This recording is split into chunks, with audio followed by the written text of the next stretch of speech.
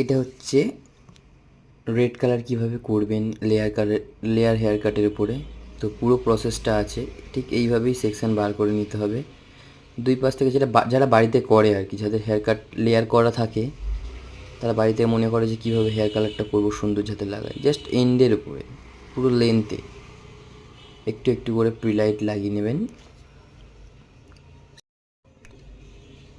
যেটা আপনি মনে করেন যে কীভাবে লাগাবেন, আপনি বুঝতেই পারছেন ভিডিওটা দেখে। যারা যারা দেখছেন অবশ্যই ভালোভাবে দেখবেন ভিডিওটা। ঠিক এইভাবে লেন্থে দিতে হবে, শুধু হেয়ারের লেন্থে, আর কোথাও না। তারপরে ঠিক ডিপোজিট করবেন যেই রেড কালারটা যেটা চুজ করবেন আপনারা, সেই কালারটা নিয়েই হেয়ারের উপরে এইভাবে লাগিয়ে দিলে পুরো প্রপার যে লুকটা আসবে, জাস্ট দেখুন ঠিক এই রকমই লুক আসবে যদি ঠিক এইভাবে করেন।